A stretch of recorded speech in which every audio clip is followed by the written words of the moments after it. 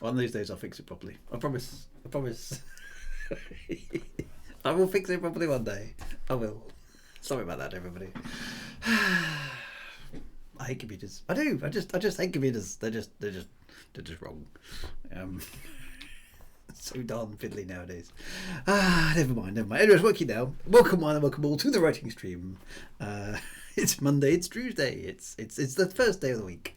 Unless you believe that Sunday is the first day of the week, in which case it's the second day of the week. But and a few people think that Sunday is the first day of the week. I think that's an old-fashioned kind of a thing, which I suppose I ought to embrace, being an old-fashioned sort of a person. But nevertheless, it's Monday. I'm glad it's the first day of the week, and it's a good day to get over, isn't it? Monday's never been a popular day, has it? Straight into the waffling, no missing. Absolutely. I mean, as you kind of best foot forward. How you mean to go on? Apologies, my green screen is also still not entirely fixed because it fell down at the weekend. Top quality stuff. The piece of string by which it was suspended from the ceiling broke. So there we go. I suppose before I get too further into the waffle, I ought to do the thing, because the thing is the thing, and the thing must be done. So let's get back into it. Who is here? Commander JR1988 is here. Good evening, Commander JR1988. Lovely to see you too. The Arrakis is here, fighting me off the invasion of the hardcores as ever. Blue Ganymede is here as well. Sean59 North TV is here. We've had a good discussion today, Sean59 North TV and myself, about swearing in science fiction novels. We haven't actually got down to the cussing yet, but that's obviously inevitable. So yes, and that's an interesting topic actually. So maybe we'll explore that at some point as well. That'd be quite good. Right, who else we got? What's the book we're looking at this evening? Did you not pay attention to the homework last week, JR1988? Intermute GB is here. Of course he is. He's always here. It's good to see you. Lovely to have you along. Commander Sea Dweller is here as well. Mad Monksoft is here as well, poised as ever on Wikipedia, ready to rock and roll in case we need him. DJ Troopslayer is here. Hello, my friend. Good to see you again on the interwebs, having seen you only on Saturday, actually in person. So it's always nice to have you on stream. Thank you very much for popping in. Who else do we have down here? Lucky Luigi is here as well. Big 39 GT is here. Myon Toxin is here. And the waffle continues. Yes, so there we go. Sorry, Drew, you are the master of sci-fi and fantasy, really. No, I don't think I am. The big... Hang on, I've got to scroll back up the chat and find what you guys have been talking about ever since. Oh, you can hear me. That's good. Straight into the waffle. Yes. Happy Equinox. Yes, the sun. Actually, I think that hasn't quite happened yet. I think it's 9:30 this evening. That the sun crosses the equinox. I think literally as this stream is coming to conclusion, the sun will proceed across the equinox, so we'll be officially in spring, which is going to be excellent because it's still jolly chilly, if you ask me. It hasn't warmed up enough for my liking yet. So there we go. So Monday is the worst day of the week, and maybe Sunday is the first day of the week. I'm not entirely sure. Oh, frack, says Sean. Good idea, says Commander Sea Dweller. Yeah, so to put that into perspective, I'm sending out my latest novel to proofreaders, and my crack team of people who basically will comment and rip my stuff to shreds in advance of me actually sending it anywhere elsewhere. And the only thing I haven't basically finished off is what I do about swearing, because for those of you who know Shadewood, in Shadewood I invented swear words, right, which is a very dangerous thing to do, right, because they can be very, very naff, right, by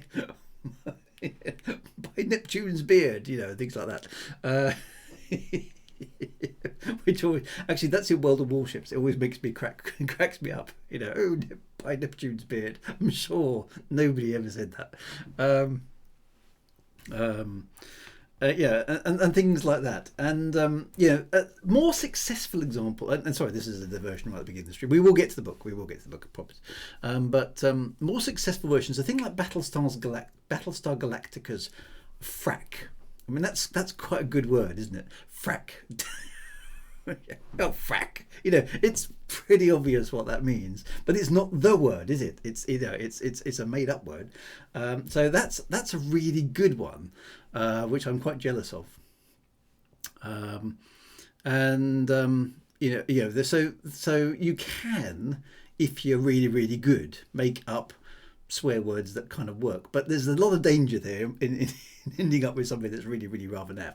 So I kind of got away with it on Shadewood, and the reason I did it in Shadewood is I wanted to have a bit of a differentiation between the kind of people who are on the Shadewood planet and normal humanity. Okay, because time has passed, whereas in my current one, I'm dealing with probably a slightly more accessible type of humanity, who are probably closer to us in their general mannerisms than the bunch on the Shadewood world. So I'm kind of veering towards them swearing in the normal fashion, but I don't really want my novel peppered with conventional swear words.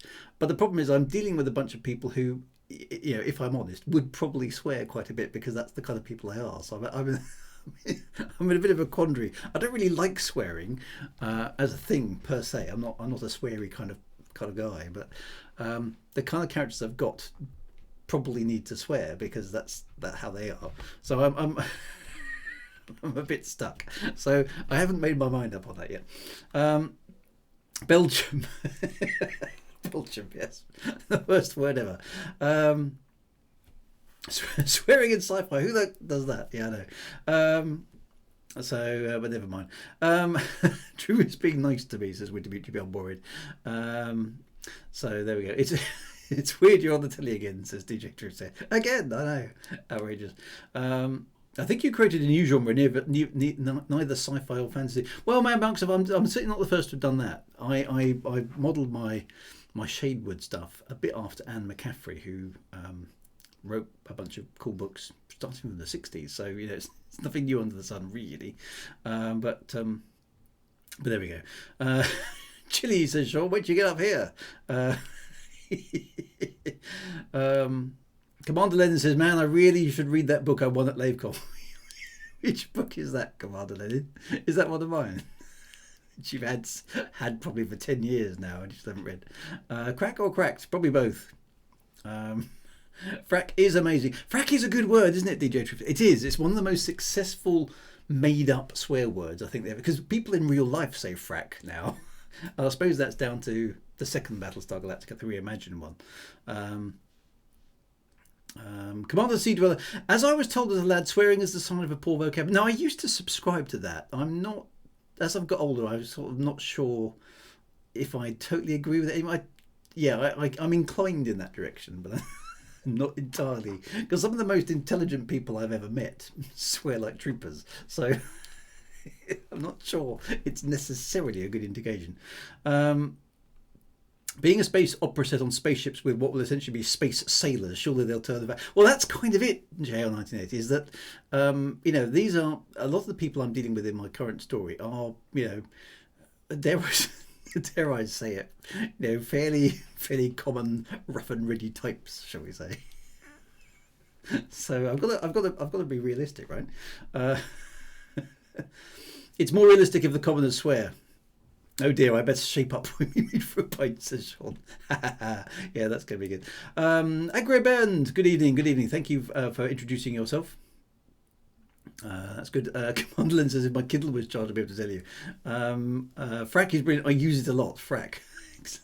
Frack, yeah. Swearing is good for you, says Winter Mutual. Is it? Does it reduce stress or something like that? DJ Drew says, I may be guilty of being a bit sweary. I think swear words are just another word. Well, they are. Yeah, that's true as well. A bit like writers. And the Scottish are best at saying. It's Oh, Aggro is one of the hi-fi people. Well, at some point, DJ, I'll have to have you on the stream as an interviewee, and we'll go through hi-fi because I thought that was a piece of genius. But it's going to take too long to explain it at the moment. But I can't have my hardened pirates and scum of the universe going around going, gosh, darn it, and stuff like that either, can I? So it's a tough one. It's a tough one. So Zentor XY, hi, and Frack is neat. First time chat from you as well. Thank you. Oh, good. Nice to have a few new people on as well. It's always good to see you. So do you like the hat? The hat's the thing. Yep, the thing is the thing. DJ told us to come and say hi, and I thought, why not? Oh, that's very kind. Thank you very much, DJ, for inviting your friends along, and thank you very much, guys, for turning up. Now, we should move on to the subject of the evening. Anybody new to the stream will be going, what? You can't do that yet, Drew. You haven't done at least 20 minutes of waffle. But we'll head slowly in the direction of actually discussing what we're supposed to be discussing. What we've been doing for the last few weeks is we have been taking a book and making, because it's a stream and there's copyright and there's IP and there's all sorts of inconvenient things like that. We've been taking works from the Gutenberg press and kind of going through them. Now that has unfortunately, well, not unfortunately, but kind of naturally meant most of the stuff is quite old, and in some cases quite hard to read. Mary and Shelley were looking at you, but it's been interesting and a bit enlightening on occasion, but occasionally hard going as well, I think it's fair to say. So it's tonight we have a book by Isaac Asimov. Now Isaac Asimov doesn't really, I hope, need a great deal of introduction on a writing stream that's dedicated to science fiction, being one of the big three of, well, I mean, from the era, but this is probably 50s, maybe, post-war, 40s, 50s, 60s, kind of. That's the guys were at their zenith, I think, in the 50s and the 60s, probably. I remember my dad being into Asimov, and Isaac Asimov was one of the big three. So there's Isaac Asimov, there is Arthur C. Clarke, of course, and there's Robert A. Heinlein. So those are the big three science fiction giants, I suppose. Is that what we call them? I don't know. Those are three, and Isaac Asimov is one of them. And he's most famous. Well, depends which ones you've heard of. In my mind, he's most famous for the Foundation series of novels. But generally, more people will have probably come across him more recently because of the I, Robot stories. So, and yeah, if you've seen the film I, Robot, that doesn't have a great deal to do with the book, but you might have come across some of Isaac Asimov's kind of ideas through that. So that's one way into Isaac Asimov. Foundation is probably his biggest science fiction construction, I would say. But tonight we're looking at a short story that he wrote as well. So the robot stuff is before Foundation. Interesting enough, Foundation is also, I think, before this short story that we're going to read, which I was a bit surprised at. So Asimov, I'm not sure if it's the rules of Android. The rules of Android are slightly different to the rules of robots. So there. New introduction from UK Z James 90 thing. Hello, how's everyone doing? Good to see you. Thank you very much for popping in as well. Do androids dream of electric sheep?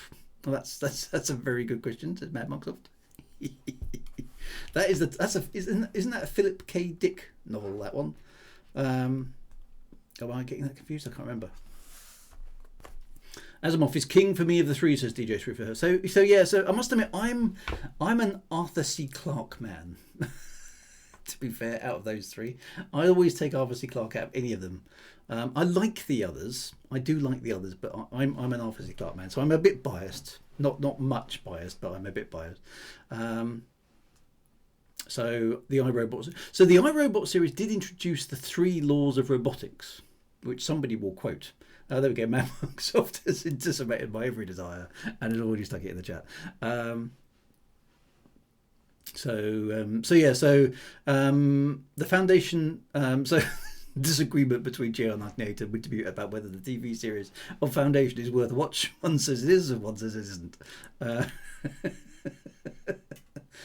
Is it 4 laws? Is it 4 laws? I thought it was 3 laws. Or is it 4?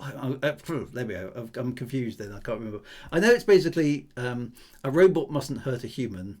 A robot mustn't cause a human to be hurt by inaction, and a robot something something something. Anyway, or the North Law was the I can't remember. Someone type out the laws, because that's quite interesting.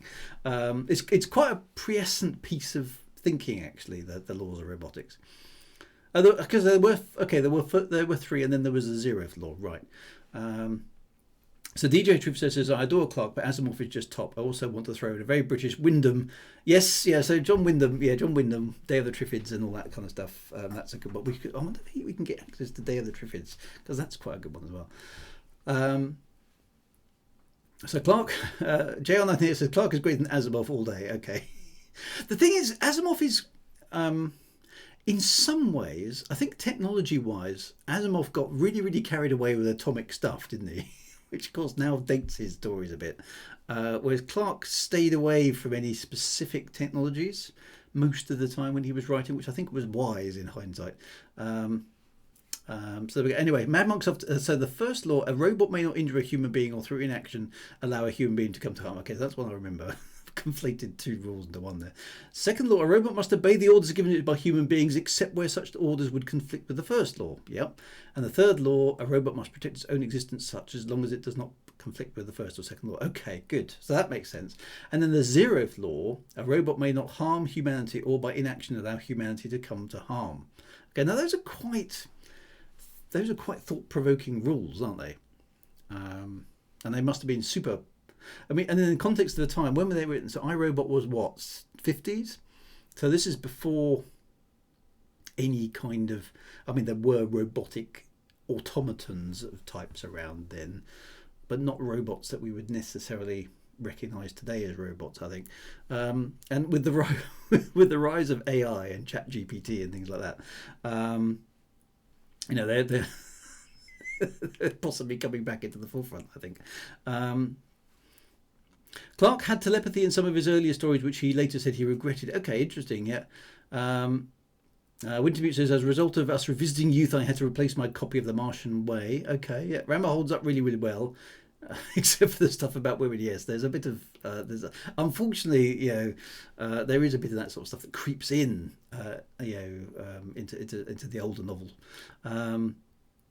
Steve J. Say the story is a watch. It's hard for sci-fi was to stay away from spending all time explaining how a watch works rather than just telling the time. That is a big thing. That's one thing I've always recognised and tried to stay away from in my own novels. If Princess Aura, to take a name completely at random, not as a space blaster, she's not going to turn around and go, I'm just recalibrating the quantum dynamic particles so I can fire my space blast. She's going to pull the trigger, right? Zap somebody. That's important in science fiction, that the tools that the characters use are just the tools. We don't explain how a hammer works, and we don't explain how the Audi TT works. I think I've done that in the past. Drew in the Audi TT is a short story that I put together, which basically is me going to the shops in my car. It's written from a really bad science fiction perspective. So the laws first appeared in the book Run Around in 1942. So that actually is quite an impressive piece of thinking for that long ago. So there's sort of meta rules, because it would be hard to program those, wouldn't it? One particular branch of the Foundation story I like is the mystification of technology. Once the Foundation fell, spoiler alert. I think that's probably okay now. People stopped figuring out how reactors worked. Yeah, so there was an awful lot of atomic thing. I think JR1988 last week pointed out that there was an atomic ashtray. It sounds like it's somewhere in the Foundation series. It seems an awful lot of work to go and generate an atomic ashtray, doesn't there? So I suppose, given that he was writing in the 40s and 50s, atomic power was brand new, and you see a lot of reference to atomics. In fact, in tonight's story, we see reference to atomics again, atomic power is new and shiny. It's a bit like nowadays in science fiction, you see quantum this and quantum that, because we haven't got any quantum things yet, but quantum sounds cool, right? So if it's a quantum reactor, it's clearly much, much better than anything we've got today. because it's quantum, right? And quantum computers, because they're going to be super much better than any computers that you've currently got. And we haven't got any yet, or at least not proper ones. So clearly when they arrive, they're going to be awesome. And fusion happens a lot these days. You're quite right, Sean. So I've been guilty of that. I've got fusion in my stories because it's we haven't invented it yet. So quantum and fusion is super advanced future tech that we haven't quite got yet. So it wasn't it wasn't last week, John, because I wasn't here. Okay, but yeah, anyway, I know somewhere. I don't know. Somebody will find it, but there is an atomic ashtray somewhere in Asimov's pantheon of devices, which I remember just chuckling about. It's a lot of work to go and build yourself an atomic ashtray. Oh, it was you at the weekend, was it, TJ? I knew somebody had said it recently. That's right, yeah. Okay, so I mean, it's like having an atomic fountain pen. I mean, it's far too much hard work, okay, to go and make something so mundane be atomically powered. And what does it do? Does it atomize the ash or something? Atomic batteries to power, yes. That's for a completely different show. But yeah, and we've got to be careful. And on this stream we do mock the great masters occasionally, which is probably a bit wrong. So it atomizes the ash. But because they're writing at the time, and future science fiction, there'll be a stream in 100 years' time where they're discussing the great works of Wintermute GB and Drew Wager and DJ Truthsayer and Mad Monksoft and JR98, and they'll be ripping them to shreds, going, "Look at these idiots talking about their fusion-powered quantum drives." What idiots! Can't they see that that's not the end? It's a point in time, isn't it? It is a point in time.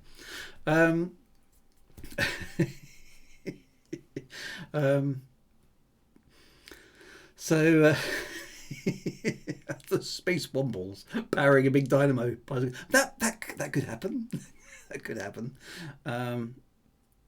So Foundation is a curious. I mean, it's outside the scope of tonight's stream to talk about Foundation because it's massive. But I remember reading it and it not being what I expected, because I'd kind of come off a big diet of Arthur C. Clarke, and somebody said, "Oh, you must read some Asimov," when I was probably about 17 or 18.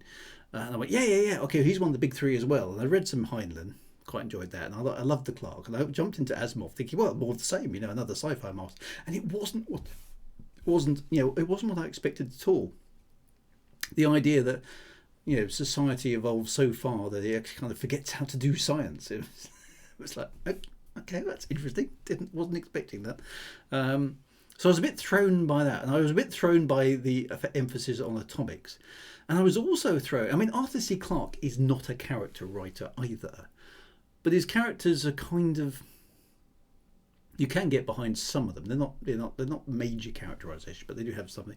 Asimov's characters are only really there, in my experience, to push the story on and not to actually get to know, which kind of also throws me a little bit. So I don't know if anybody else shares that opinion, but I find Asimov's characters a bit curious, and something that we'll find similar in tonight's story. I think that his characters are interesting enough. In this story, some of the characters don't have names; they're only referred to, and actually, because of the way the story is written, they can't be referred to by names in some ways, but they're just referred to by their occupations, which is quite interesting.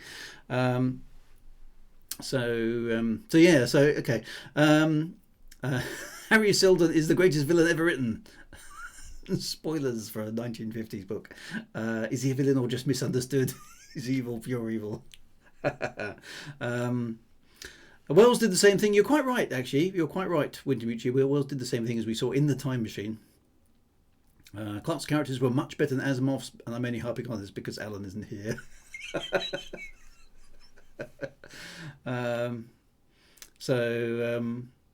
And how many here could manufacture a hammer from scratch? Well, that's actually a very good point, Sean. That's a very good point. It's easy for us to mock, a society that has forgotten how to do science. But actually, how many of us can actually do anything?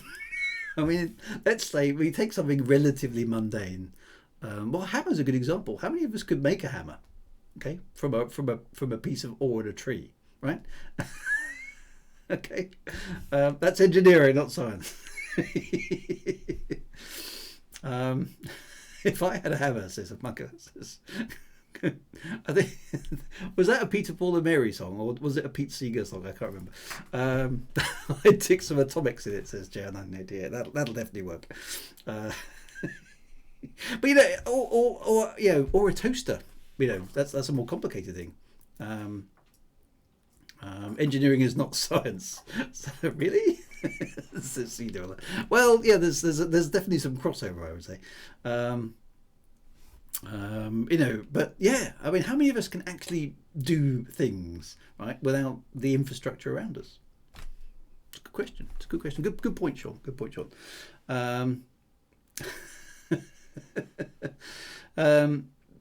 I made one back in the day at School Metalbook. I think I did something similar, but you know, that didn't require all the metalworking tools to be in existence first, didn't it? If we're fair. DJ Server thinks he's a hero, but in reality he creates a class of supermen that are destined to rule over hand. Okay, so diving deep into Foundation. Let's get to the book, because we're 27 minutes into the stream and we haven't even got to the book yet. So let's do that, shall we? Right, here we go. So if you want to read along, you can. The book is available here. Youth by Isaac Asimov. Now this is a short story. It's not very long. Let's, since Big 39 GT, channeling a bit of Enid Blyton there. So I have the tool making prowess of a crow. It's so short we can read. Well, we probably could. It's not a long story. It's 87 kilobytes. Okay, so those of you who don't know what a kilobyte is, that's about it's about 2 ZX spectrums worth. I think something like that. Anyway, so here we go. So Isaac Asimov. Now I must admit, I hadn't read this one before, so I was interested to see what sort of short science fiction world that Isaac Asimov was going to conjure up. So the title is Youth, which doesn't give away a great deal. Is that a standard unit? What, the ZX Spectrum? Yeah. ZX Spectrum had about 32K of available RAM, so it's slightly more. It's about 2.5 spectrums.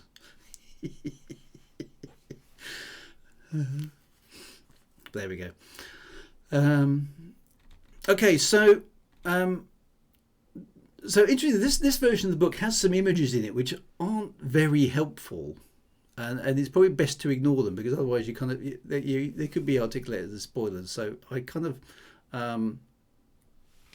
ignore that. So anyway, so basically we're introduced to Red and Slim. Okay, to 2 characters. Yeah, so it's like the banana measurement. The ZX Spectrum for small files. So Red and Slim found 2 strange little animals the morning after they heard some thunder sounds. Okay, they knew that they could never show their new pets to their parents. I don't know if is that originally part of the story, or is that a summary of something? And I don't, okay, there's a jump here. They knew that they could never show their new pets to their parents. Why? Is there a rule about pets? Because if my kids found... Oh, it is a summary. Right, okay. So let's ignore that then, because that's probably not what Asimov read. Anyway, okay, so we are introduced to Red and Slim. So there's a splatter of pebbles against the window. Youngster said in sleep. He sat up stiffly in bed. Seconds passed while he interpreted his strange surroundings. He wasn't in his own home. He was out in the country. It was cold and it should be, and there was green at the window. So far, so ordinary. Okay. Slim! The call was a hoarse, urgent whisper. The youngster bounded to the open window. Slim wasn't his real name, but his new friend he'd met the day before needed only one look at his slight figure to say, "You're Slim," and he added, "I'm Red." So Red's not the real name either. So Slim is basically called Slim because he's slim. And Red is presumably red because he's a bit red. I don't know. This is kind of how the story goes. But its appropriate was obvious. Now this is a good bit of writing. Okay, this is a good bit of writing because its appropriateness was obvious. So it's obvious to anybody looking at Red. But of course we're reading a novel. Okay, so we don't know what the obviousness is. We're just being told it's obvious. So our minds have to fill in the gaps here, that's good writing. That is good writing. So a mark there for Mr. Asimov already, because that's a really succinct piece of show don't tell. We don't know what Red looks like other than clearly his name is appropriate. That's all we got. They were friends instantly with a quick, unquestioning friendship of young ones not quite yet in adolescence. That's another very good little bit of observation. Okay, youngsters tend to either hate each other straight away and ignore each other, or they're just great friends within like 30 seconds of meeting each other and off they go. We probably used to be like that when we were kids. We're not anymore because we're all suspicious of everybody's motives because we're adults. But nowadays, or back then, that I thought was quite a nice observation. That shows that Asimov is a little bit of a people person there. He's absorbed something, he's observed something there, and that's quite good. Before even the first stains of adulthood begin to make their appearance, nice bit of writing. That paragraph there is surprisingly good. I was like, ooh, okay. That's quite. I hated everyone when I was young, said Sean. Yeah, my kids just make new friends immediately and never even learn their new playmates' names. I mean, that's nice, isn't it? We don't need names. We're mates. Now, then it's curiously different. Okay, so Slim cried, "Hi, Red," and waved cheerfully. What are you using adverbs, man? What's the matter with you? Haven't you come along to Drew Wager's writing streams and been told that you're not allowed to use adverbs? Ye gods, man. What are you doing? But that's a modern editorial style. Still blinking the sleep out of himself, Red kept to his croaking whisper, "Quiet, you want to wake everybody." So clearly they're up to something slightly nefarious, these two kids. Slim noticed all at once that the sun scarcely topped the low hills to the east, and the shadows were long and soft, and the grass was wet. Okay, what's going on? Okay, so it's kind of giving you an impression of dawn, bit of dew on the grass, nothing particularly out of the ordinary. I'm reading this at the moment thinking, okay, we're off here, two characters. Where's the sci-fi? I'm thinking about where's the sci-fi? Okay, nothing science fiction has happened at all. What's the matter? Says Slim. Red only waved for him to come out. So yeah, basically it's the kind of your friendly kid mate turns up at your house in the early morning, chucks some stones at your window, says, "Wait, we come out. We're going off and doing some misadventures." Okay, so it's kind of the famous five so far. So Slim dressed quickly. Look, there's another adverb. What's the matter with the man? Gladly confining his morning wash to the momentary sprinkle of a little lukewarm water, he let the air dry the exposed portions of his body as he ran out, while bare skin grew wet against the dewy grass. So this is written. Patience, Master Drew. Yeah. So yeah, this is when I read this, I remember thinking, okay, there's a little bit. This is deliberately written in an unusual fashion. There's a little message going on here. So he let the air dry the exposed portions of his body as he ran out. Now that's not how we would normally describe somebody having a quick wash and then running outside, is it? At least that's not how I would normally describe that process. So this got me thinking, this is a bit weird. What's going on here? But then it's back to the mundane again. If you've got to be quiet, if mum wakes up daddy or dad even thinks of the hands, then it will be, come on in, you'll catch your death of cold, which is exactly what parents say, isn't it? I don't know anybody who's actually ever caught their death of cold from running out in the cold, or catched a cold, or caught a cold, should I say? From going out in the cold. you get a cold from bacteria and bugs and stuff, right? But not from going out in the cold. Hypothermia maybe, slightly different. It's like when kids wave a stick around, isn't it? And parents always go, "Stop! You'll have somebody's eye out." I've never ever, no kid has ever seen, it's not that I'm aware of, somebody have their eye out on the end of a stick. But all parents say, "You'll have somebody's eye out." Nobody ever does. So kids obviously always ignore their parents because parents are always saying stupid warnings that never come true. Thanks to the warning, it doesn't happen.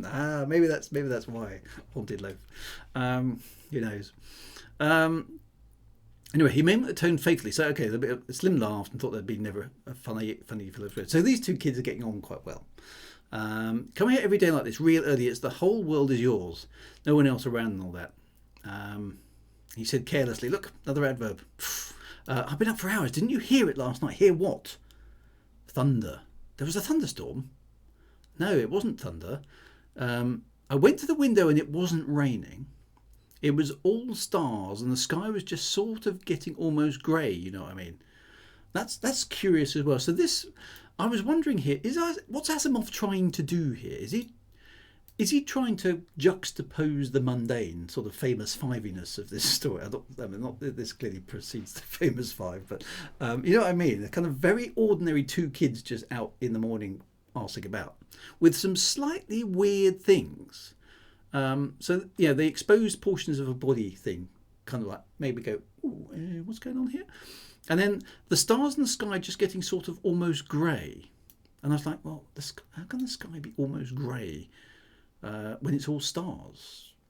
That sounds like it's kind of clouding up or something. But it's an unusual way of saying it, right? It's all fun till somebody gets their eye put out. All the parents on the stream are going, no, don't stop saying that. A new study has discovered that you are more susceptible to illness in the cold because the lower temperature kills off defensive cells in your nostrils. Excellent. Okay. I'll bear that in mind. So anyway, so you know what I mean? Slim had never seen it, but he nodded. So I just thought I'd go out, said Red. So they walked along the grassy side of the concrete road that split the panorama right down the middle, all the way to where it vanished amongst the hills. So again, very mundane. It's just a concrete road. So it was so old that Red's father couldn't tell Red when it had been built. It didn't have a crack or a rough spot in it. So it's clearly some magic concrete that humanity is not aware of. Because I've never seen a piece of concrete where there isn't a crack or a hole in it. Can you keep a secret? Okay, so here comes some secrets. He takes a stem from a fern. Again, nothing really out of kilter here. Strips it, uses a whip, pretends he's on the wild charger. Then he got tired and tossed the whip aside. Anyway, so there'll be a circus around. Okay, well, that's no secret. My dad told me that even before we came in. No, that's not the secret. Have you ever seen a circus? Yeah.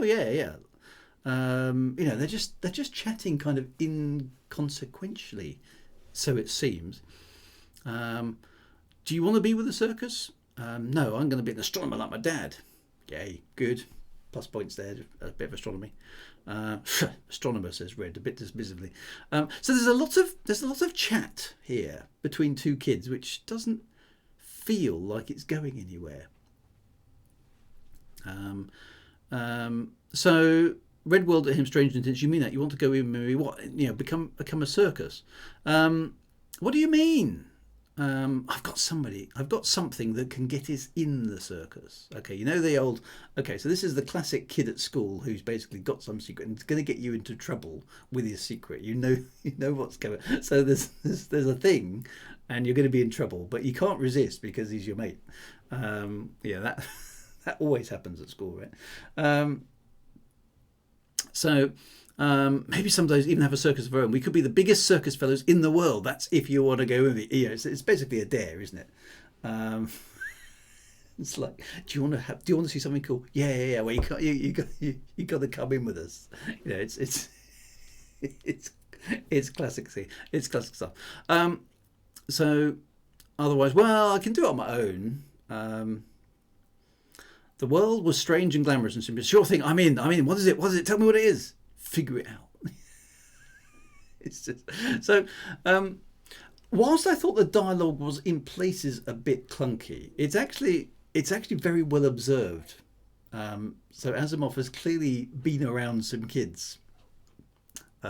Watch me put this fairy down my trousers. Yeah, or it's classic sort of stuff. I mean, I remember kids when I was young, and I used to do this a lot. You know, but you can't jump over that stream. But I can. Prove it then. No, I don't want to.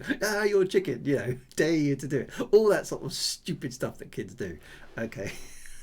And as an adult, I probably still do anyway. But we did that, didn't we? We all did that. Okay, and this is building off that sort of stuff.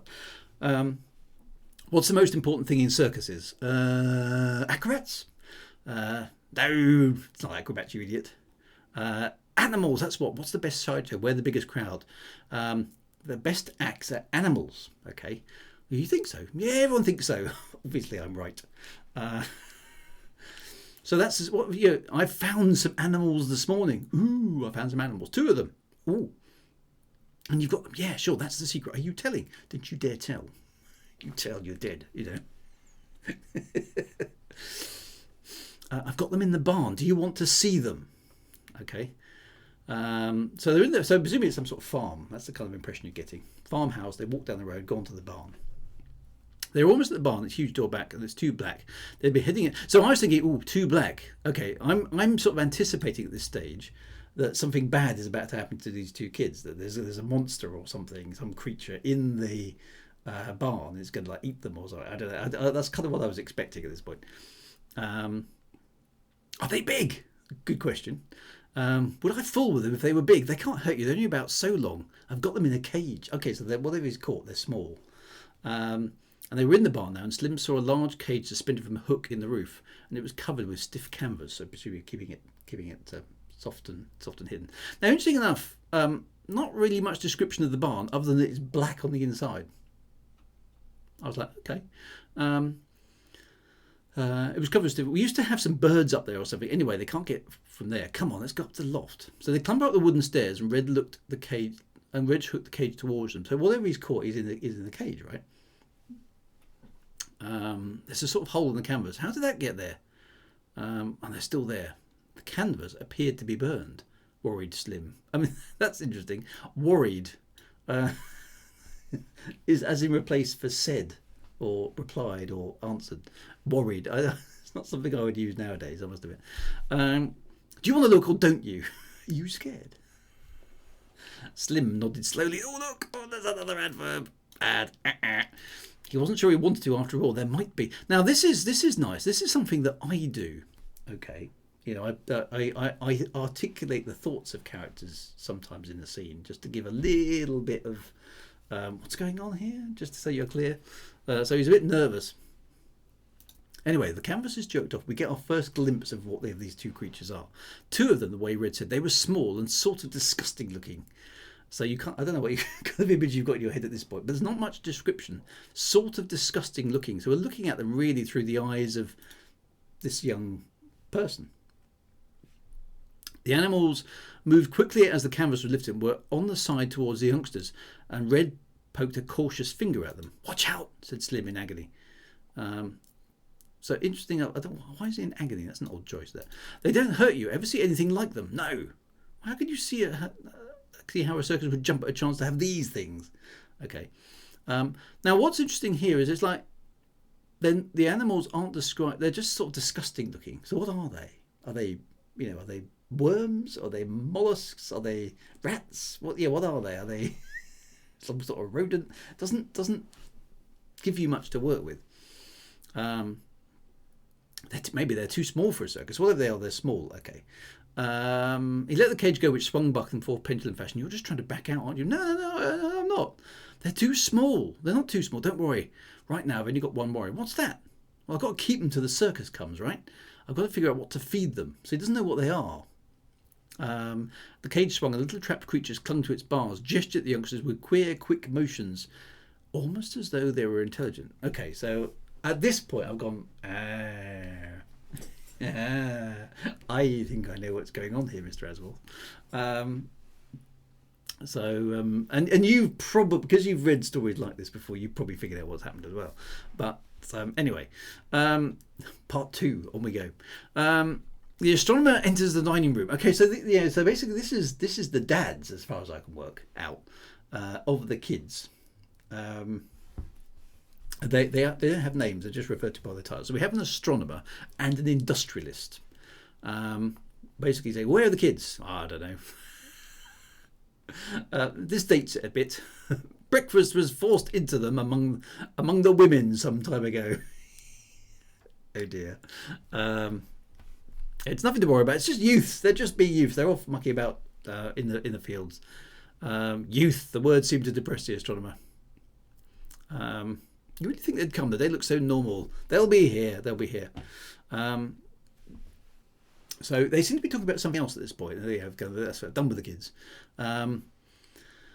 There's something else on their minds between the astronomer and the industrialist. Almost intelligent. Yeah. You'll pardon me, I can't conceive you're playing so elaborate a hoax. You really spoke to them. So they're speaking about somebody, some other people, some other organisation, something. As I speak to you, at least in a sense, they can project thoughts. Okay, so now suddenly it's jumped into slightly sci-fi realm. Okay, hang on, wait. We've had two kids who found some critters in a barn, and now we have an astronomer and industrialist talking about thought projection. Okay, well, that's quite a jump. I gather that must be so from your letter, which again takes it back to the mundane. So I was reading this thinking, this is a really kind of oddly positioned story. How can we've got, on one hand, we've got indications of some science fiction-y high-tech stuff, and then it's suddenly really kind of mundane again. Quite weird sort of thing. I couldn't say. I asked them, and of course they were vague. Perhaps it was just I could not understand. It involves a projector for the focusing of thought. And even more than that, conscious attention on the part of both projector and receptor. It was quite a while before I realised they were trying to think at me. Such thought projectors may be part of the science they will give us. Okay, so now we're into the realms of proper science fiction here, which did floor me a bit. It's like, okay, so it is a science fiction story after all. What's going on? So it did have me guessing and thinking around what's going on. So it was interesting. It's not the sort of science fiction, I suppose, I normally consume this story. So it was quite interesting. Perhaps as industrialists, think of the changes it would bring to society. A thought projector. So clearly there's, okay, well, yeah, that's fair enough. Why not? Change would be good for us. Now this bit made me chuckle. I don't think so. It's only in old age that change is unwelcome, said the astronomer, very wisely indeed. That's a lovely phrase. And it's worth all of us who are old having a good muse on that phrase and going, yeah, okay, might be guilty of being an old curmudgeon myself at times. It's only in old age that change is unwelcome. Ooh, that cuts deep, doesn't it? It certainly made me go, get off my lawn, you kids. Exactly. So that was a good line. So I might print that out and stick that somewhere, because it's a good. I resemble that comment. Damn it, says Steve. Yeah, I know. Speak for yourself, says Cedral. I change my underwear every day. Kids of today know nothing, says Sean. Grumble. And then it moves on. Okay. And races can be old as well as individuals. Ooh, okay. So that made me think, hang on a minute. Is this a link to the Foundation? Is this like a little pre-connection or something? Because, Foundation is all about, society across the universe effectively getting stale. And then it gets a bit weird again. So, okay, more sort of science fiction, slight world building going on. The industrialist points out the window. You see that road? It was built before the wars. All one word, sort of capitalised, made up proper noun. I don't know exactly when. And it's good now as the day it was built. We couldn't possibly duplicate it now. The race was young when that was built, eh? So there's a concrete road outside their dwelling, which was built before the wars, as proper noun before the war. Don't know how long ago it was built, and yet it's still perfect, giving you the impression then that, the very strong impression, basically spelled it out for us, that they used to have technology to do stuff that they lost, whoever these people are. Yes, well, they weren't afraid of new things then. No, I wish they had been. Where's the society of before the wars? Other previous civilization is destroyed, Doctor. What good were youth and new things? We're better off now. The world is peaceful and jogs along without change, presumably. The race goes nowhere, but after all, there's nowhere to go. They prove that, the men who built the road. I will speak with your visitors as agreed if they come, but I think I will only ask them to go. So these visitors seem to be potentially coming with a promise of new tech.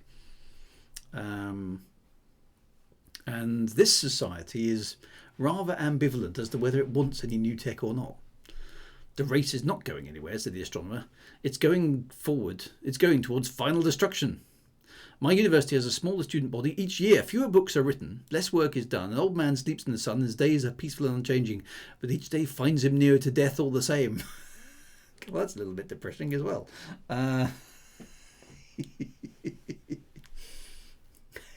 Another ancient civilization losing its tech. I know it's such an overused trope, isn't it? Pity those science fiction authors who go down that route.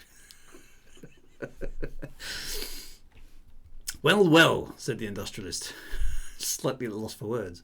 Don't dismiss it. Listen, before I wrote to you, I investigated your position in the planetary economy. And you found me a solvent. So this is like interesting. So they're sort of checking each other out. Yes, you are less solvent than your father, and he was less solvent than his father. Perhaps your son will be no longer solvent at all. It comes too troublesome for the planet to support even the industries that still exist, though they are toothpicks to the oak trees of the before the wars. So he's painting a picture here of a society that's in significant decline.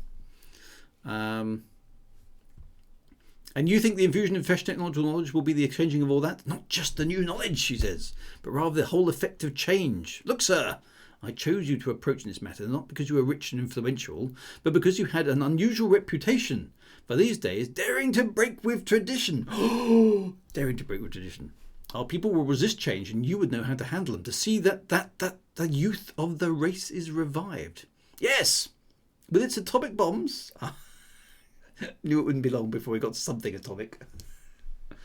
The atomic bombs need not be the end of civilization. These visitors of mine had their atomic bomb. Okay, so whoever these visitors are, they had an atomic power at some point, or whatever their equivalent was in their own worlds, and survived it because they didn't give up. So who are they? It's another civilization. Some visitors who had an atomic power period. Not the atomics. Yeah, 1988. He knew it was coming at somewhere. It's an Isaac Asimov story. It wasn't the bomb defeated us, but our own shell shock. This may be the last chance to reverse the process. So it implies there a bit, and there's obviously a picture here, that they've dabbled with atomic power and had some sort of a war before the wars, obviously, and it's all gone wrong. Tell me, said the industrialist, what are these friends from space? Oh, they're from space, right? Okay. Right, okay. What do they want in return for giving us this knowledge? I will be truthful with you. They come from a denser planet. Ours is richer in the lighter atoms. Okay, interesting. They want magnesium, aluminium. No, sir, carbon and hydrogen.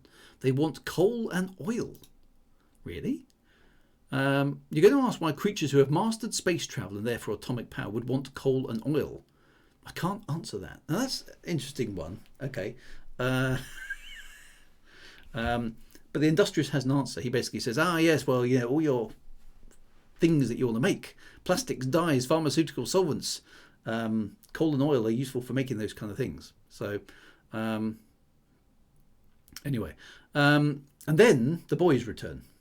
Okay, so we've been left with a few interesting things. They've had some whoever this civilization is. So they're a civilization that's sliding into, sliding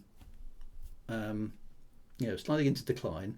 They've had some visitors from space with atomic space travel who've come here for the coal and oil, which is bizarrely weird. The explanation here kind of works, but it's not really quite right, and it is dated. But does date the book. It does a bit. Anyway, they basically see the boys coming back. There's the youth you spoke of. Our race has much of it as it's ever had. Yes, but we age them quickly and pour them into the mould. So he's lamenting the fact that the youngsters grow up and sit in their conformed roles, which is not good. So Slim scuttles into the room and apologises for butting in on the adults.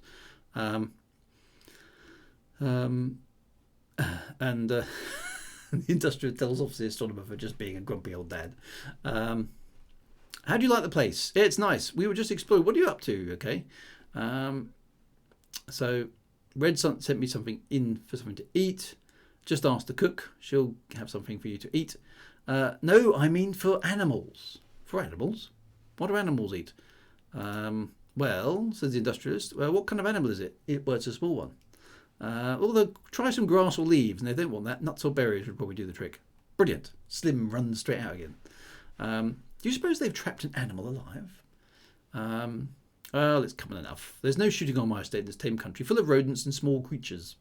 Red's always coming home with pets of one sort or another. They rarely maintain his interest for long. And he glances up at the clock and goes, shouldn't your friends be here by now? So there's presumably visitors from space are late. Anyway, so then, so that's that. So we've had two boys, Slim and Red. We've had two adults, the industrialist and the astronomer. And now we've got some more characters being introduced. The swaying had come to a halt and it was dark. The explorer, we don't know who it is. It's just an explorer. And then there's also a merchant. So there's two of these, a merchant and an explorer.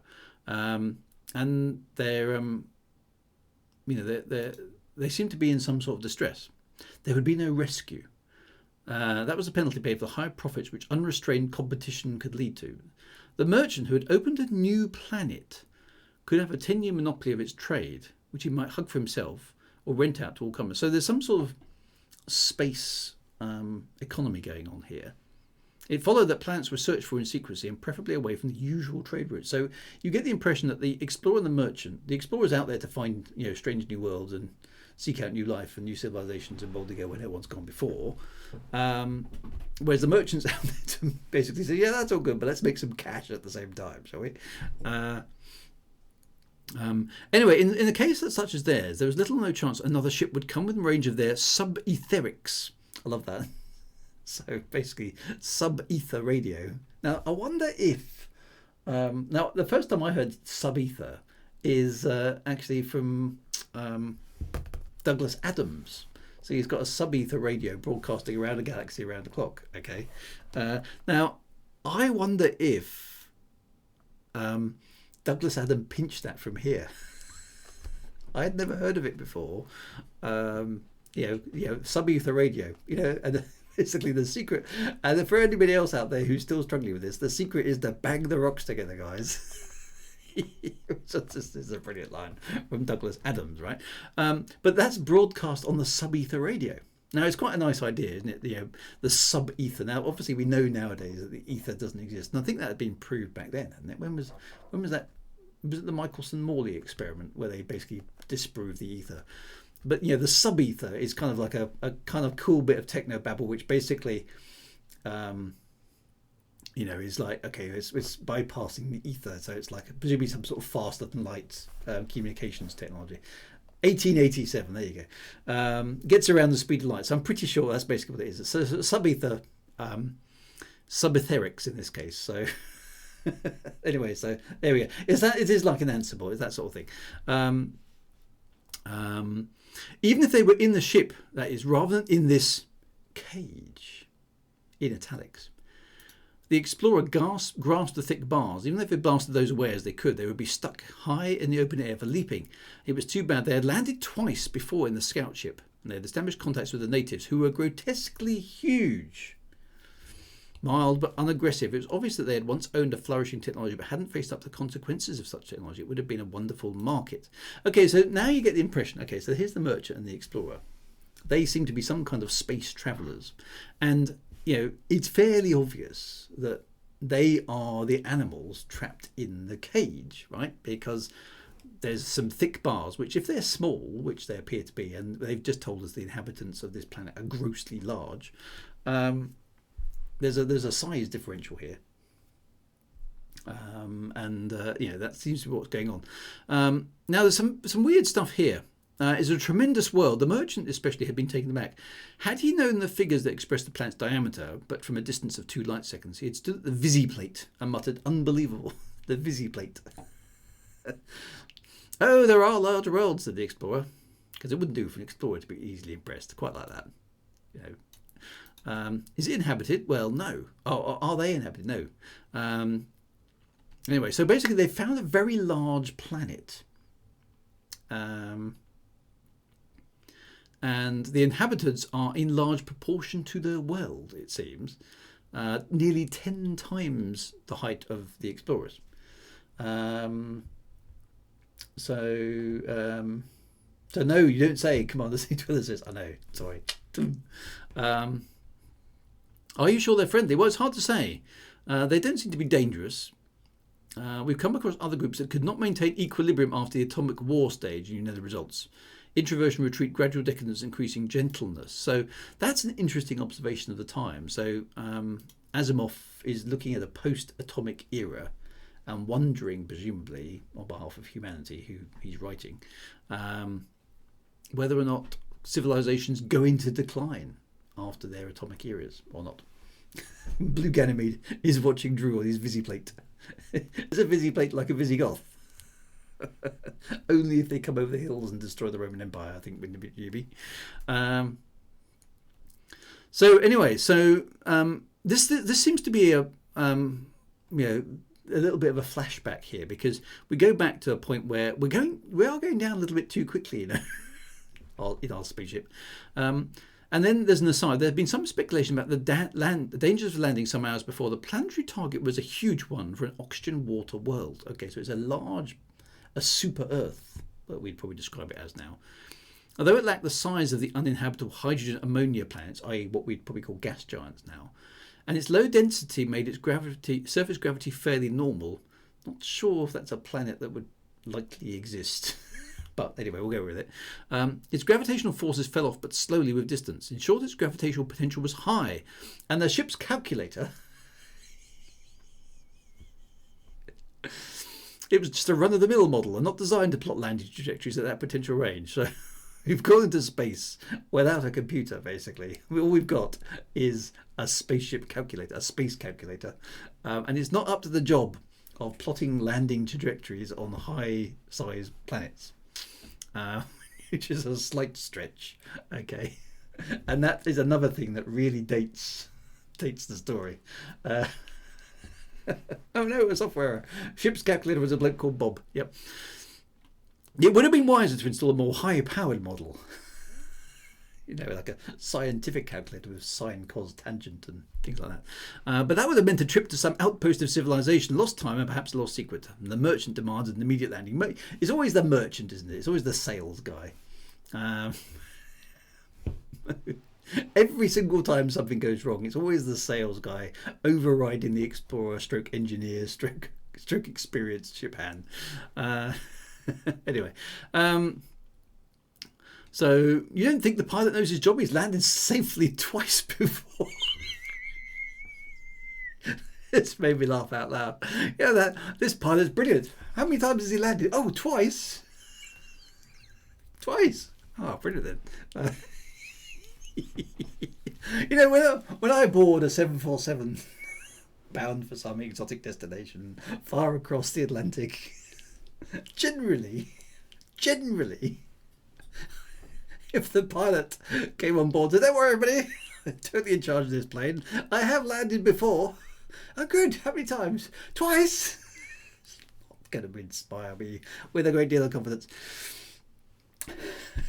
2 out of 2, 100% record. Yeah, I know. So that's a bit weird. Anyway, and this is a scout ship. And that was the scout ship, not in this unmaneuverable freighter. So there's a bit of foreboding here that the landing's going to go wrong, I suspect. They were descending too quickly, and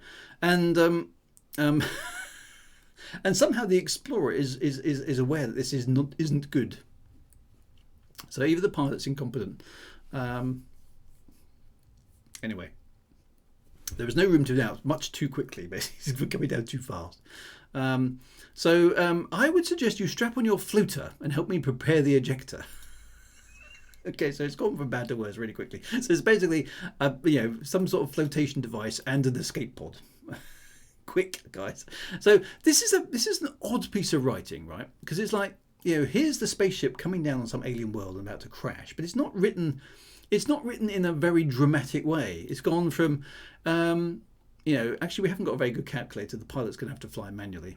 The pilot's okay, he's all right. And then suddenly we're going down too fast. It's time to escape. It's like, it's just like, I don't need any of that. Let's just get to the story. Clearly the crashing spaceship isn't the story.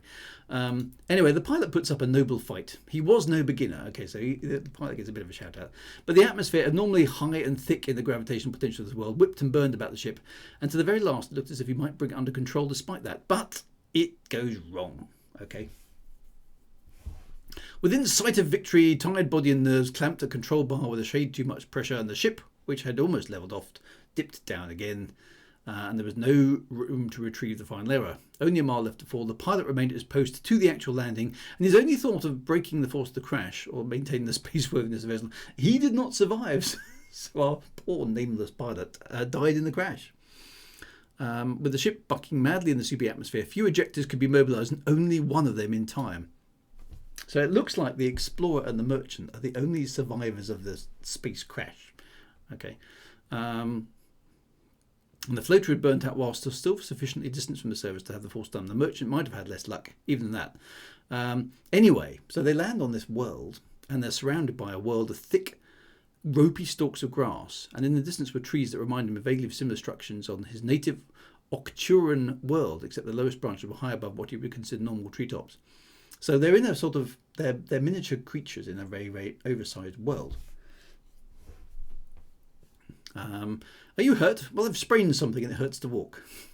I don't think anything's broken. You'll have to walk despite the pain, says the Explorer. He says probed gently, but it doesn't come across as very sympathetic, does it? But I don't think anything's broken. You'll just have to walk despite the pain. Get up there, you irritating merchant. You're the reason we're in this predicament. Can't we rest first? It's important to try and find the ship. Okay, so the ship's crashed somewhere else. Anyway, so and then basically, so the Merchant has a bit of a rest. The Explorer has that decides, if you can't beat them, join them. And then they hear the trampling and their eyes snapped open. Never sleep on a strange planet, he told himself futilely. The Merchant was awake too, and his steady screaming was a rumble of terror. And the Explorer called. Now, interestingly, there's no description of the approaching creature here, other than it's only a native of this planet, it won't harm you. But even as he spoke, the hands swooped down in the moment they were grasped, being lifted closer to its monstrous ugliness. They try and struggle, but they're too small. Can't you talk to it? I can't reach it with the projector. They're the first clue, but I mean, it's fairly obvious what's happening at this point. That these creatures are somehow related to the ones that the astronomer and the industrialist are expecting to turn up. It won't be listening. Then blast it.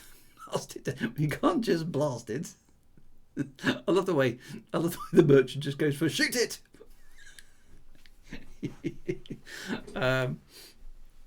Why not? Says the Merchant. You can reach your blaster. Just fire it.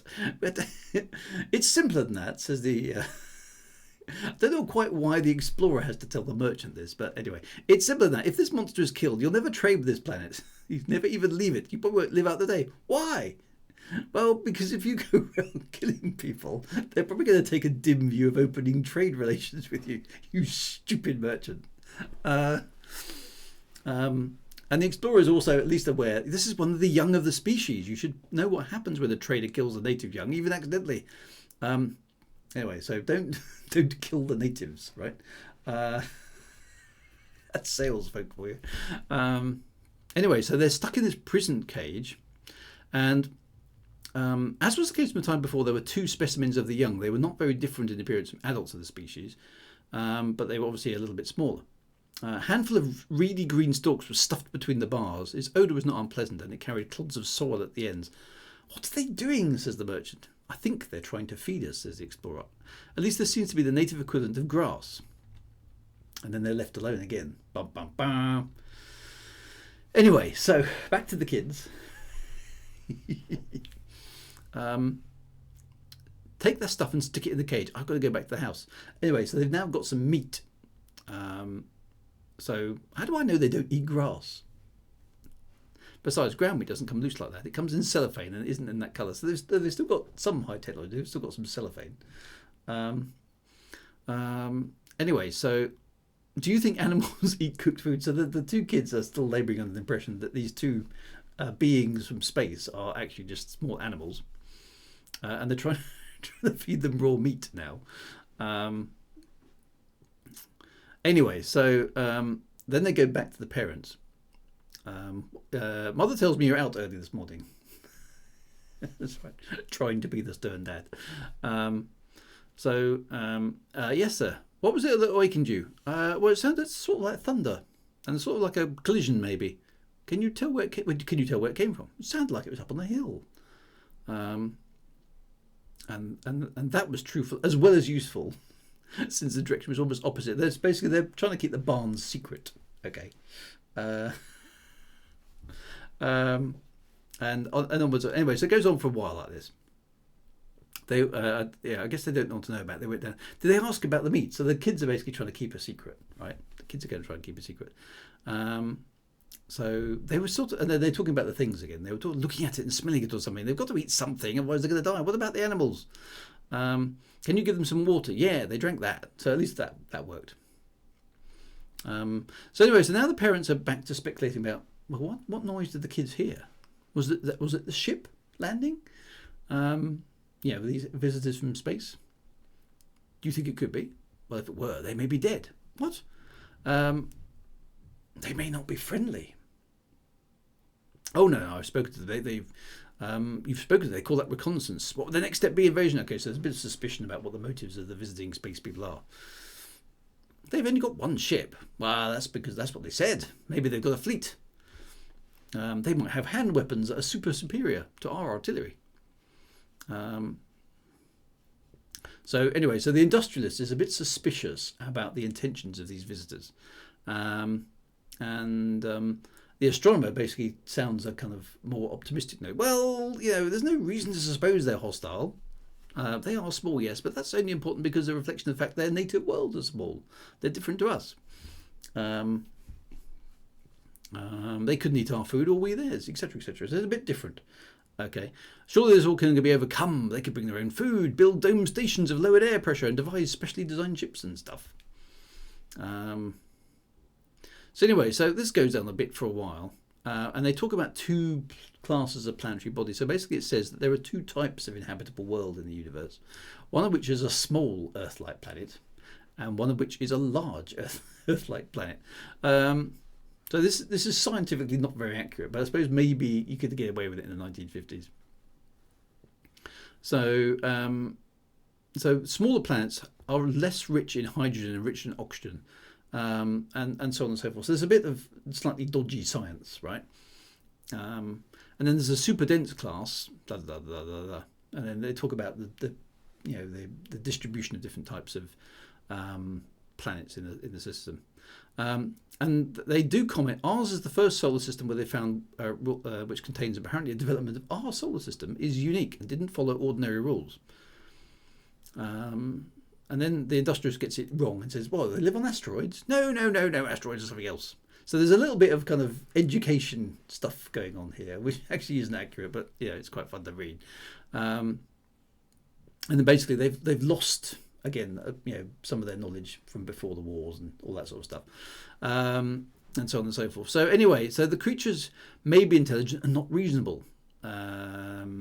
It wasn't reasonable to destroy almost all their tremendous civilization in atomic warfare. So there's more as Isaac Asimov worrying about atomic warfare kind of coming in here.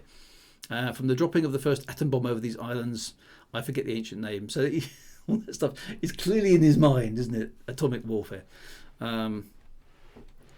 Anyway, so back to the kids. They found a thing. Okay. The final object search was something obscured by the underbrush, in which they remained. Okay, so it's shiny silver thing they found, and Slim knows what it is. It's a spaceship. That's why my father came here. He's one of the biggest astronomers in the world. Your father would have to call him if a spaceship landed on his estate. What are you talking about? It's just thunder. There's no such thing as a spaceship. Look, there it is. See those round things? They're ports, and you can see the rocket tubes. So it's a rocket-powered spaceship. And there's old books. My father's got books. Books. Now you're making it up. Yeah, blah, blah, blah, blah. My father has to have them. He has to have books. He teaches at university and everything. It's his job. And it's a spaceship. So, other worlds. So Red appears to be not very up on sciencey stuff, basically. So anyway, so what they've done is they found a spaceship, and you know, he doesn't want the the existence of the animals to be given away. Anyway, so they argue about it. Slim's a bit disappointed because he wants to have a good look at the spaceship, and then Red says, "But it's very, very small. Well, maybe it's a scout ship." Well, but we couldn't even get inside it. It's that small. This is really weird. There's business to do, and I can't spend all day here looking at some old spaceship or whatever it is, because clearly that's not very interesting at all. We've got to take care of the animals if we're going to be circus folks. So Red is totally besotted with being a circus dude. Anyway, they're trying to they go back to the trying to feed the meat. Almost ago. Then the industrialist and the astronomer appear to have found the spaceship as well. Basically, notice it's been damaged in the crash, but not too badly damaged, right? But it seems that none of the people aboard the spaceship survived, so they're like a bit disappointed. They're supposed to be coming down to have a chat with us about technology exchange, but their spaceship has crashed and none of them have survived. So they're a bit upset about it. And then they notice that the kids have stolen all the meat in the house. I'm wondering what the kids are doing with said meat, and so on and so forth. So again, this goes on for a little bit, and it takes the adults a long time to figure out that something is awry, And then the astronomer slowly goes, "Hang on a minute." He did not. They were asking for meat. They asked for animals. Have you got an animal? So he eventually, he confronts the kids with, "Have you actually got something? You mean to say you're keeping a meat-eating animal? It might bite you and give you blood poisoning," says Mum. Always thinking of the danger. "They're only small ones. They hardly budge if you touch them. How many have you got? 2. Where are they?" And then, for some strange reason, they entirely forget to put 2 and 2 together and go like, "Oh well, just ignore the child." It's just like, I think you're stringing out the story now, Mr. Asimov. And then, so then I think Slim gets a kind of dash of thoughtfulness. And did the animals get loose? No. Well, yeah. So there's a sort of kind of kids thinks he's done something wrong. He's trying to find a way to admit it without losing face, kind of stuff. So anyway, so if you looked inside the spaceship, there were other things inside, and they were dead things, right? Okay. And there were animals inside the spaceship, like our animals, only they aren't animals. They're people things from other planets. What? This is another lovely piece of understatement. For a moment, Red might have been turned to stone. It didn't occur to him to disbelieve Slim at this point. Slim looked too genuinely the bearer of just tidings. He said finally, "Oh my." "Well, what are we going to do? Golly! Will we get a whopping if they find out?" It's all got a little bit Famous Five again. We better turn them loose. But they'll tell on us. They can't talk our language, not if they're from another planet. Well, holy smokes. I mean, holy smokes.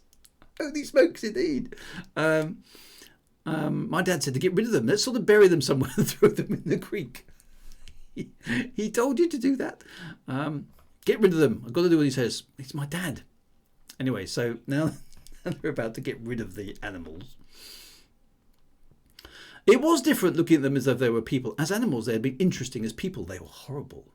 Their eyes, which were little neutral objects before, now seemed to watch with active malevolence. "They're making noises," says Slim. "They're talking or something." The meat hasn't been touched. "Aren't you going to do something? Aren't you? You found them." Come back and say, "Well, what are you going to do?" "Well, you do it." "No, I don't do it. You found them." It's like that argue. Classic kids thing. So all of Constance Spider-Man anyway reached the cage. "Wait, what's biting you?" "One of them's got something on them. It looks like it might be an iron or something." "Where?" "Right there."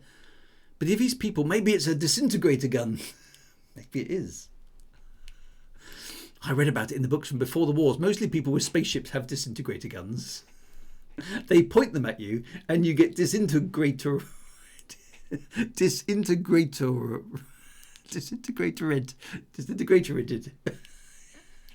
Yes, that's lovely.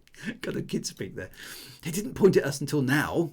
I don't care. I'm not hanging around here getting disintegrated. I'm getting my dad. Cowardy cat, yellow cowardy cat, scaredy kid. Yeah, so classic kid stuff. You can call me all the names you want, but if you bother now, you'll get disintegrated. Say that in a West County accent, Drew. Or disintegrated. I can't do a West County accent. Don't try and hide. No sense in keeping them. Cook saw where you ran with the meat. Uh-oh. Mum has discovered their little secret. And it was over. And despite imminent corporal punishment, Red felt something like a load fall from him. At least the decision was out of his hands. I didn't know. I didn't do anything to them. Etc, etc, etc. He was speaking on the sheer momentum of terror and did not realise that his mother did not hear him, but with eyes frozen and popping at the cage, she was screaming in thin, piercing tones. Okay, so Mum has just seen the things, right? And now she's screaming. And they were just talking about burying the remains of the other critters when they heard the mum screaming around. And they hadn't entirely recovered. She hadn't entirely recovered by the time she reached them. I tell you, they're in the barn. I don't know what they are. There's horrible things in the barn. Don't you go. Send one of the hands with a shotgun. I tell you, I never saw anything like it. Horrible little beasts with, well, I can't describe it. They're horrible. To think Red was touching them and trying to feed them. He was holding them and feeding the meat. So now you boys have done enough harm today. March into the house. Another word, etc., etc., etc. Whatever the animals are, we'll have them killed, says the industrialist. Come, the children aren't hurt, and after all, they haven't done anything really terrible. They've just found a new pet. Pardon me, ma'am, says the astronomer. Can you describe these animals? Can you tell me if they... I'm sorry, said the industrialist. Well, I think I'd better take care of her. Will you excuse me? Surely it's not unusual to find animals that are completely unique on an estate like this. I think we'd better go to the barn. And so the industrialist stared a moment, turned, and suddenly quite anxiously began running. And the astronomer followed, and the woman's wail rose unheeded behind them. No wonder their civilization is collapsing, yeah. Hello, Alan. Good to see you. Where's Alan? Alan RP42. Hello. Good to see you, Alan.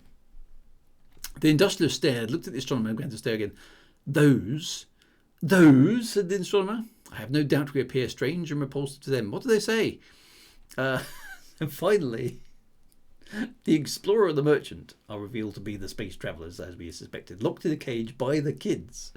And the astronomer and the industrialist have finally figured out that they can talk to them. Why, they're a bit uncomfortable and tired and even a little sick, but they're not seriously damaged, and the youngsters treated them well. Treated them well? Scooped them up, keep them in a cage, and give them grass and raw meat to eat. Tell me how to speak to them. So, they're using this sort of thought projector thing, presumably.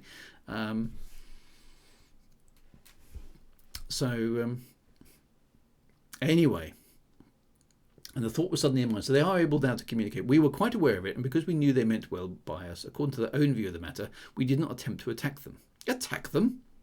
Why, yes, we were armed. So they did have disintegrators. We hoped, the creature thought, it would not be too difficult to make repairs. With that weapon in their position, they let themselves be handled and caged. I don't understand it.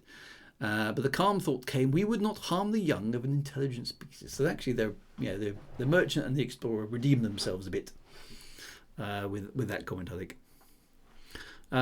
Anyway, so then it's twilight. So the industrialist entirely missed the evening meal and remained unaware of the fact. Do you think the ship will really fly? If they say so, said this one, I'm sure it will. They'll be back, I hope, before long. And when they do, I will keep my part of the agreement. What is more, I will move earth and sky to have the world accept them. I was entirely wrong, Doctor. Creatures that would refuse to harm our children under such provocation as they received are admirable. But I almost hate to say this. The kids, your kids and mine, I'm almost proud of them, Imagine seizing these creatures, feeding them or trying to, and keeping them hidden. The amazing gall of it. Red told me it was his idea to get a job in a circus on the strength of them. Imagine. And the astronomer goes, youth. Well, the explorer wouldn't have heard. Maybe the merchant was up for using the gun. Yes, he was actually, wasn't he? Unfortunately, the explorer was the one that got to talk to them. We'll be taking off soon, says the merchant. Half an hour, says the explorer. It's going to be a lonely trip back.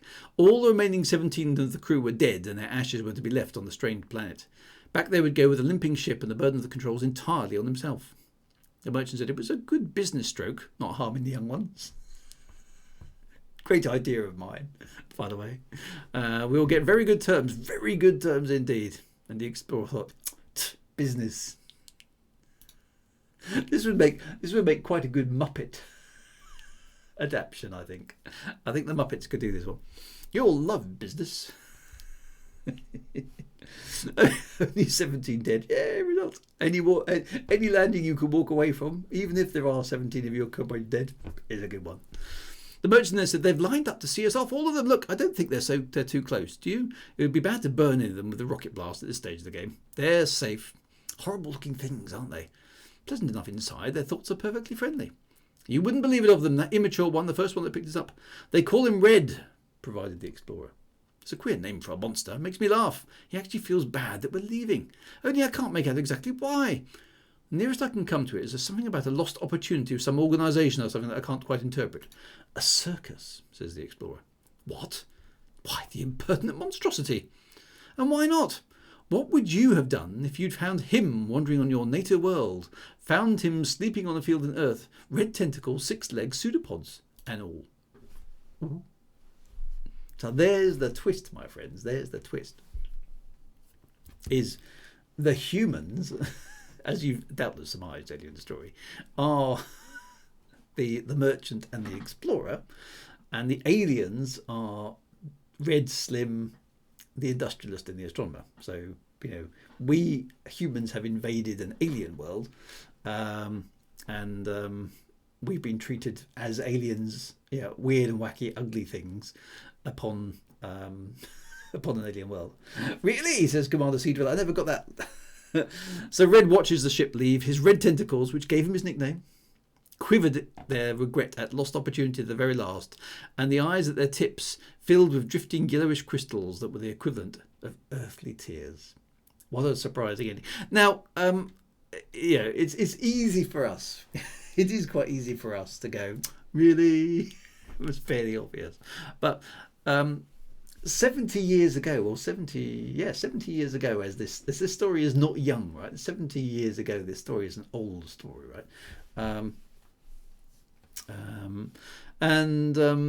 So I don't think it's a bad ending at all for a story of that sort of vintage. I mean, we're talking 1950s, where I don't know, maybe people won't. I don't know. Would people have been? Oh, that's an interesting ending to that story.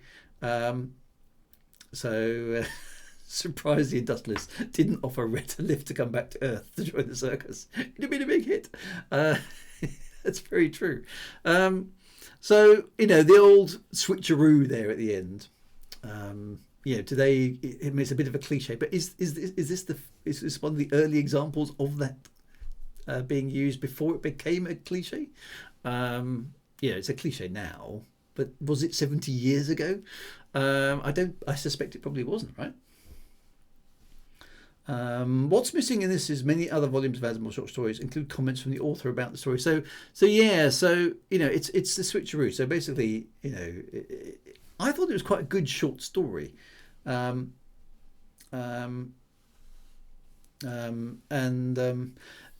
only thing I'd say about this particular version is that the pictures spoil the story, because look, you kind of got a weird alien thing grasping a human, which kind of goes, that maybe puts an image in your brain, and then here's a child holding a rodent, which is kind of like the way that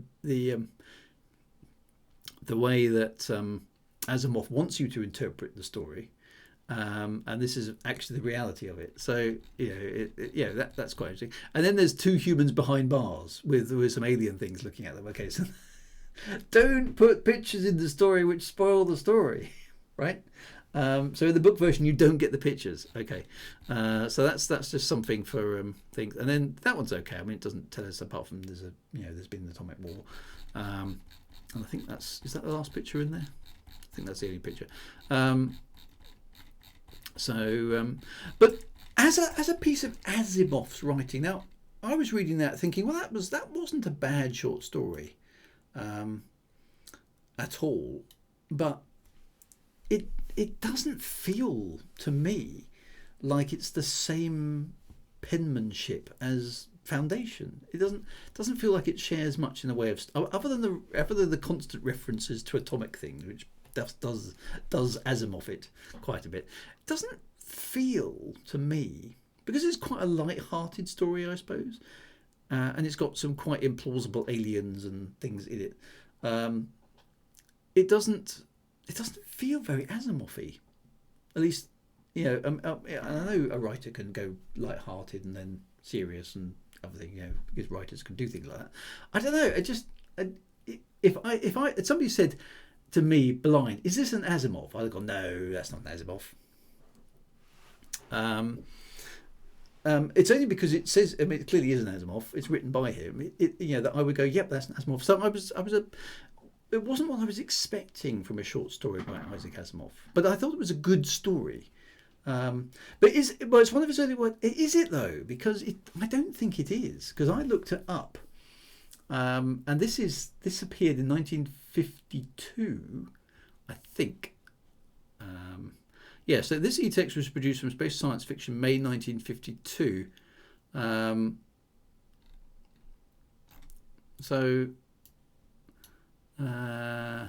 That's just when it was added into the collection. So let's have a quick look on Wikipedia about this one. See if we can plot it in Asimov's output.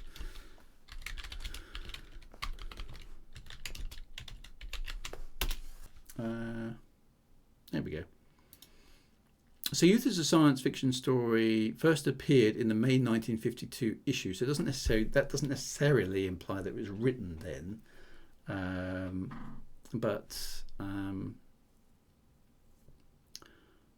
it was reprinted in 1955. Now, Foundation was written in 1951. Oh no, so 5 of the stories, so 1942 actually. So the initial Foundation stuff even earlier. So no, it's not an earlier novel. It's not an earlier, simpler work of Isaac Asimov. This is after he's achieved, presumably, some measure of fame and stuff. So what was it written for? Was it just written as here's a little bit of fun to chuck into a short story, or was it? I don't know. It just doesn't feel very Asimov-y, I suppose. I don't know. What do you think? I was a bit surprised by it as a story. Whereas this Foundation stuff is very in depth, but maybe it's just shows that he was a versatile author. He could turn his hand to different things. He could do big serious stuff, and there's a big analysis here on Foundation as the Asimov novel. There's a lot of detail in there. So it's a big long thing.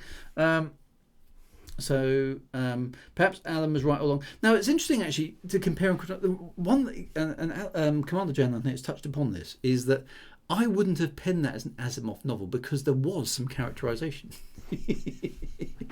So Red and Slim are quite distinct. The astronomer and the industrialist are quite distinct. The merchant and the explorer, although it's relatively simple characterization, and I mean that in a nice way because it's a short story, right? You can only go so far in a short story. It is characterization, whereas Asimov's Foundation is just bland as far as characterization is concerned. So it just shows that he's changed his emphasis entirely for that short story, I think. It seems to me like an early work. Maybe he'd late published and had it sent to the magazine. I don't know. Maybe he'd written it before and he was thinking. But in some ways it's more sophisticated. The characters are more sophisticated, even though they're a short story, than some of his more famous work. So I don't know. Weird. So there we go. Interesting stuff. Now, anyway, so that was a bit of Isaac Asimov. Now we'll need a suggestion for next week, my friend. The week after that, I've got a guest coming on board. So we will be welcoming Mashasi, I think her Twitter handle is, who's got a new book out shortly. So I'm going to do an impromptu author's interview with her in a couple of weeks. So I think that's the 3rd of April. So I'll push a little bit more about that up next week. So yeah, so the 3rd of April we've got an author interview talking about a new book. A guest, yes. So you've all got to be nice, or nice-ish. You've all got to be nice. So I'll push a little bit more about that next week. So what would we like to do for next week? Back to Gutenberg. What have we got? Is there another Asimov? There might be. There isn't much on here. Let's have a quick look. What have we got? So yeah, there are some other Asimovs about. I don't think there is any Clark. I've got a feeling he's not in here yet. I don't think Arthur C. Clarke is.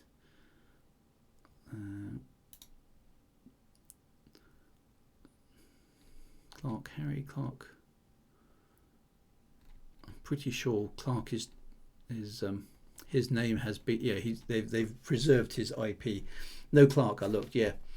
A Princess of Mars. Oh yeah, we could do Edgar Rice Burroughs, couldn't we?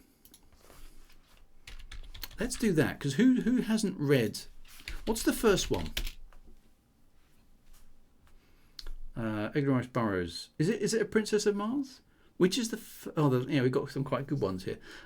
Which is the first Mars story? Burroughs is interesting. He is, yeah. So this is another one. Yeah, Edgar. Let's do some Edgar. Robert Sheckley we can add up as well. Yeah, I quite like that. Which is the first? Is A Princess of Mars the first story? Gonna have to find out.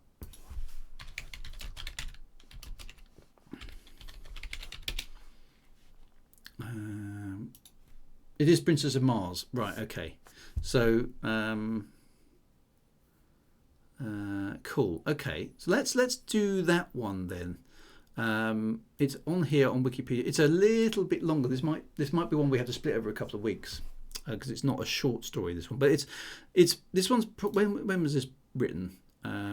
Yeah, so it's about 10 spectrums worth. So.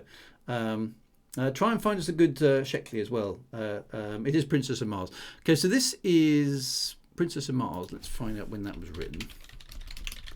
This is much more space opera than it is sci-fi, really. It's first serialized, interesting enough, in 1912. I didn't realise it was that old. It is a planetary romance. Okay, so it's got a bit of, you know, swashbuckling in it and stuff. Interesting enough, this is the Barsoom series inspired a number of well-known 20th century science fiction authors, including Jack Vance, Ray Bradbury, Arthur C. Clarke, Heinlein, and John Norman. So, an inspiration for many scientists in the search for extraterrestrial life, including Carl Sagan, who read A Princess of Mars when he was a child. So, that is a very good recommendation for A Princess of Mars. So let's go with that. A Princess of Mars by Edgar Rice Burroughs. I have read this one before, so I know it quite well. It's quite fun. You're going to have to hang up your knowledge of space science to do with the planet Mars, I'm afraid, because quite a lot has been found out about Mars since 1912 that it changes the events and things. So yeah, and again, yes, it will be a product of its time, so bear that in mind. But let's do A Princess of Mars and see where that takes us for next week. So that's your homework, my friends. Be good. Get reading, and we will continue our exploration of science fiction greats along the way. See where it takes us. Look after yourselves, right? Edgar Allan Poe. Yes, we need to add these people to the list. So keep these in mind, my friends. We'll get through them throughout the week. Have fun. Look after yourselves, my friends. Be good. There'll be a bit of No Man's Sky on Thursday. Starts on Friday. I think I'm back to doing Star Wars on Saturday. And in a couple of weeks we've got a guest speaker. That should be good. We're also hopefully at one of the Thursdays looking after a new space game for a short period, which is Starship Simulator. So we'll keep you informed on that one as well. So stay tuned, be good. Thanks for all the new visitors tonight. Hope you enjoyed yourself. Look after yourselves if you've been here for a while as well. So always good to see everybody. Have a good week. Look after yourselves. Crack on, and I will see you on Thursday. And as always, right on. Take care, my friends, and see you soon.